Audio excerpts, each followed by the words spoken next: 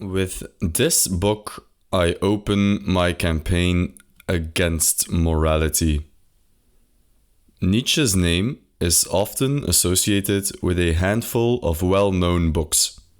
Usually, they are the following: Thus Spoke Zarathustra, Beyond Good and Evil, On the Genealogy of Morals, and Twilight of the Idols. The success of Thus Spoke Zarathustra, and Beyond Good and Evil in particular, tend to overshadow the fame of Nietzsche's other works. If you are into Nietzsche at all, you might have heard of some such other works, like The Gay Science, The Birth of Tragedy, Ecce Homo, or The Antichrist. However, have you heard of Morgenröte? Written and published in 1881, it precedes most of Nietzsche's major works. The German title means something like dawn, daybreak, the first hours of the morning sunrise when the earth is still red. English translations are scarce compared to those of Nietzsche's other works. But daybreak holds a prominent position in Nietzsche's body of work, as he himself wrote of it in Ecce Homo. With this book, I open my campaign against morality. This video will serve as the first part in a brief introduction to this largely forgotten work in Nietzsche's corpus. Even if most of the ideas will be explored more deeply in his later work, reading Daybreak will certainly prove worth the effort to any serious student of Nietzsche. Part 1. The title. As with most works by Nietzsche, much can be said about the title alone. Nietzsche is heralding the beginning of a new age, of a new day for mankind. His project is the transvaluation of all values, an assault on morality, destruction of the old and creation of the new. There are so many dawns which have not yet shed their light. This Indian maxim is written over the doorway of this book.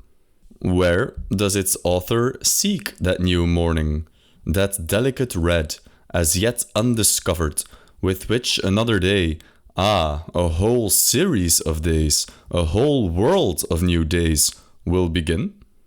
In the transvaluation of all values, in an emancipation from all moral values, in a saying of yea, and in an attitude of trust to all that which hitherto has been forbidden, despised, and damned. With the dawn of day, I first engaged in a struggle against the morality of self-renunciation. This struggle against the morality of self-renunciation begins with a new dawn, with daybreak. It's also the overarching idea throughout all of Nietzsche's works. Part 2. The Hinterwelt. Hinterwelt is a German term coined by Nietzsche to describe the moralities and metaphysics of Plato, Kantians, Schopenhauerians, and Christians. The word literally means behind world or other world, and it refers to the metaphysical idea that this world, our empirical reality, is not the ens realissimum or the most real thing, but rather some kind of other world is the real world of importance. For example, in Christianity, the material world is regarded with skepticism. It is the domain of the devil. The true value lies in the afterlife, heaven, or the kingdom of God. This material world is just a passing through or a preparation. As such, this material world isn't really of any metaphysical importance. But also in the metaphysics of Kant and Schopenhauer, this material world is of a secondary importance. Kant introduced the idea of the thing in itself and asserted that true metaphysical knowledge, knowledge of this thing in itself, is impossible. The material world of Kant is actually partly constructed by our human perception or mind. The categories of time, space, and causality, for example, are not part of the world as it is in itself, but these are added to it, so to speak, by the activity of our perceiving minds. To understand the world as it is without this activity of the human mind, in other words, to really objectively experience the world, is impossible. Therefore, objective truth is impossible. The thing in itself exists, but that is all we can say about it. We can say it is there, but we cannot say what it is like. For Schopenhauer, the thing in itself can be known as will, but the consequence is that Schopenhauer too must renounce our material world. The material world is just a manifestation of the will endlessly consuming itself and creating a separation where there should be unity. In Schopenhauerian ethics, the material world is evil and should be disregarded as much as possible. If this is a bit too much, we have done an entire in-depth video series on Schopenhauer in which we also touched upon Kantian metaphysics. There's a link in the description if you're interested. But for the purposes of this video, it's enough to realize that Nietzsche is criticizing this mindset of neglecting the material world. Nietzsche's project is about saying yes to the material world. Nietzsche wants us to get rid of any notions of there being a Hinterwelt. This world is all there is, and metaphysics that try to explain away the material world in favor of some elusive beyond world are the product of infected minds. He who disagrees with me on this point, I regard as infected. In the history of philosophy, the first major thinker to introduce the idea of the Hinterwelt is, of course, Plato. Plato argued that the material world is an imperfect manifestation of the world of ideas, or the world of forms. In one way or another, the entire project of Western philosophy has been the project of chasing this Hinterwelt of ideas. We find it in Christianity as heaven, in Kant as the thing in itself, and in Schopenhauer as will. In this way, we can interpret Whitehead's famous quotation: "The safest general characterization of the European philosophical tradition is that it consists of a series of footnotes to Plato." In Nietzsche's Daybreak, then, it's no surprise to find as a major theme Nietzsche's appreciation of the sophists and pre-Socratics of ancient Greece, those philosophers who came before Plato introduced the Hinterwelt and infected philosophy. Part 3. The Sophists and Pre-Socratics. Nietzsche was trained as a philologist, not so much as a philosopher per se, and in Daybreak his love for the ancient Greek culture is very apparent. This culture, which has in its poet Sophocles, its statesman in Pericles, its doctor in Hippocrates, its natural philosopher in Democritus. This culture which deserves to be called by the name of its teachers, the sophists. Nietzsche prizes the empiricism of the pre-Socratics as opposed to the idealism of Plato, and in this way, this conflict between idealism and empiricism is the major battleground of Western philosophy. The sophists, or pre-Socratics, were not afraid of the material world. They did not seek to negate it with a complicated metaphysics of the Hinterwelt. What you see is what you get. What you see is what you get is emphatically not the case with Plato and Schopenhauer. Both of their philosophies seek to show us the way to the essence of reality, to the Hinterwelt. However, as Nietzsche writes of Plato and Schopenhauer in section 447, that to which they wish to point out the way to us does not exist. The presocratics are characterized by their search for the arche of reality. Arche is a Greek term meaning beginning, principle, origin, or source. We find it still today, for example, in the word architecture, or even monarchy, where arche is meant to be rule or ruler. The arche is the underlying principle of reality, the building block of reality or being in itself. Thales of Miletus, considered the father of philosophy, famously thought that all things were water. Heraclitus believed fire was the underlying principle. Anaximenes thought air was the fundamental building block of reality. And finally, Democritus proposed the first theory of the atom as the true arche of the universe. What these presocratics have in common is that in their quest for the fundamental substrate of reality, each comes up with an answer that is ultimately material in nature. They did not seek refuge in a Hinterwelt, in a world beyond the world of us. Contrast this to Plato's world of forms, which is inaccessible to us mortals. The focal point of reality is not this material world, but another one. This, for Nietzsche, was the source of all trouble and the beginning of the decline of Western philosophy. It was thus that Plato fled from actuality and wished to contemplate things only in their pale mental concepts. He was full of sensitiveness and knew how easily the waves of this sensitiveness would drown his reason. Must the sage therefore say, "I will honor reality, but I will at the same time turn my back to it because I know and dread it"?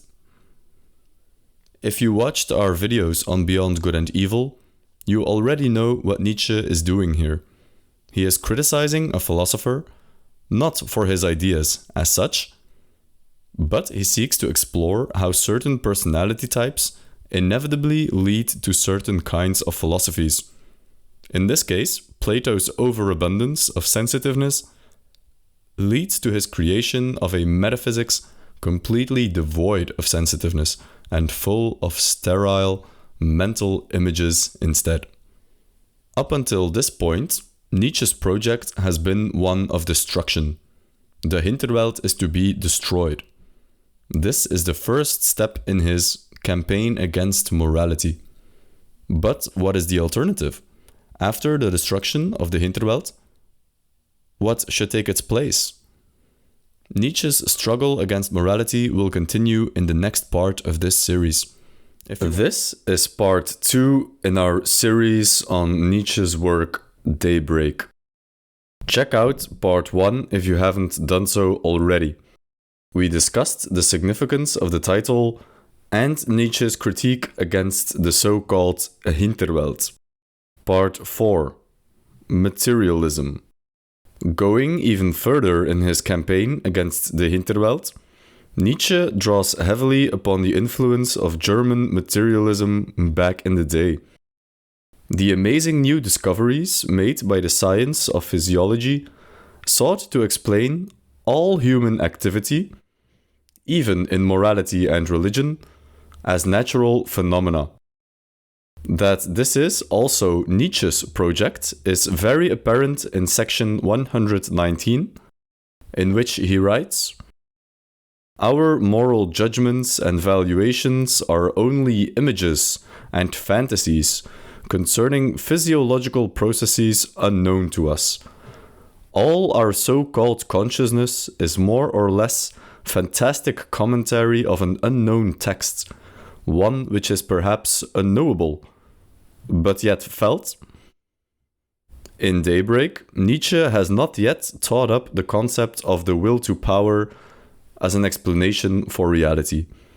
But, having denied the existence of a Hinterwelt, these kind of materialist explanations are all that are left to Nietzsche, and indeed, to the philosopher of the future in general. The later, mature Nietzsche will expand on these ideas and come up with the will to power as the primary drive that guides human action. As yet, however, we find no mention of this will to power except in its seminal embryonic stages. This materialist lens will be Nietzsche's guiding compass throughout his subsequent works. And in reading Nietzsche, it's important to keep this in mind at all times. Both moral and religious attitudes, in Nietzsche's worldview, must stem from one base earthly drive. They cannot be otherwise.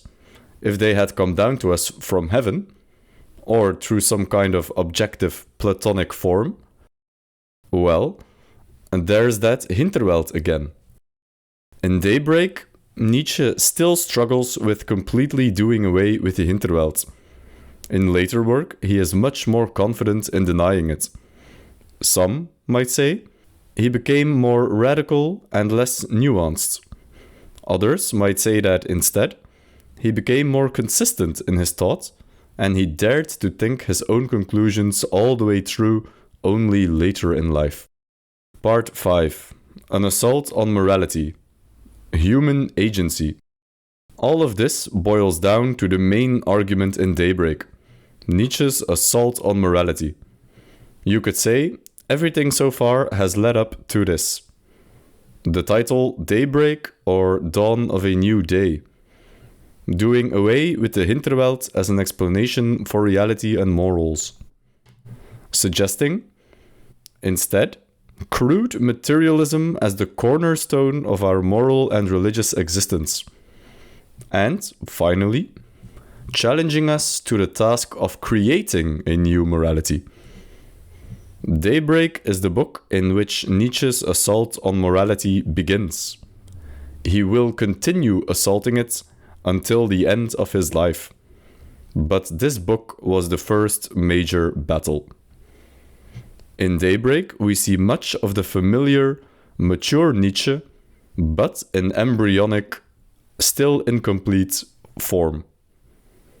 One of the ways in which he attacks traditional morality is by asserting that conscious intention is not the cause of a moral action.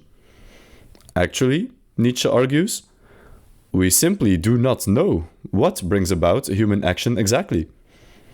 Certainly not knowledge. Nietzsche calls this belief the greatest prejudice in morality, believed by men 2000 years ago and still believed today. That if you know how you should act, you will act accordingly. It would indeed be dreadful if the comprehension of the essence of a right action were not followed by that right action itself. This was the only manner in which these great men thought it necessary to demonstrate this idea. The contrary seemed to them to be inconceivable and mad. And, nevertheless, this contrary corresponds to the naked reality which has been demonstrated daily and hourly from time immemorial. Acts are never what they appear to us to be. We have taken great pains to learn that external things are not as they appear to us. Well, it is the same with internal phenomena. All moral acts are in reality something different. We cannot say anything more about them, and all acts are essentially unknown to us. Of course, in later works, Nietzsche will claim to know the origins of human action, the will to power. As yet, however, Nietzsche is all about exposing the age-old prejudice of the philosopher, the false belief that if you know what is good, you will automatically act in a good manner.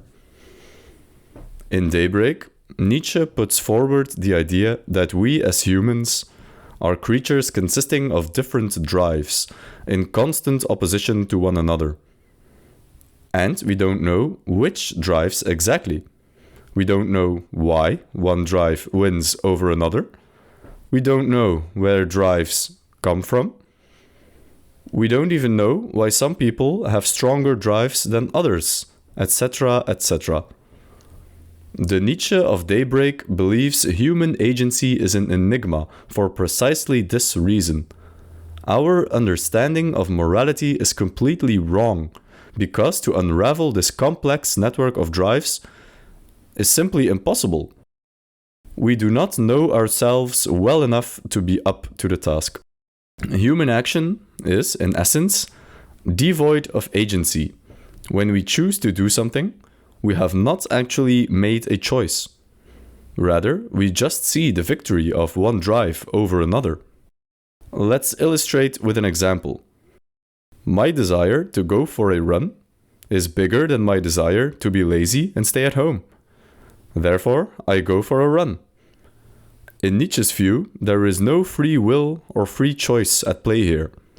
I didn't choose to prefer running over being lazy. It's just the outcome of the struggle between two drives. After the fact, my intellect will take sides, so to speak, and figure out reasons for why I made the right choice after all. I will tell myself, running is healthy, I did the right thing. But if I had chosen to be lazy instead, my intellect would have found justifications for that as well. It's raining today. I might catch a cold if I go for a run now. In the end, I have made the right choice to stay at home.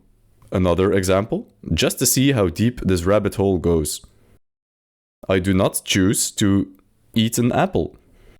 My desire to not starve is simply winning from my desire to starve to death.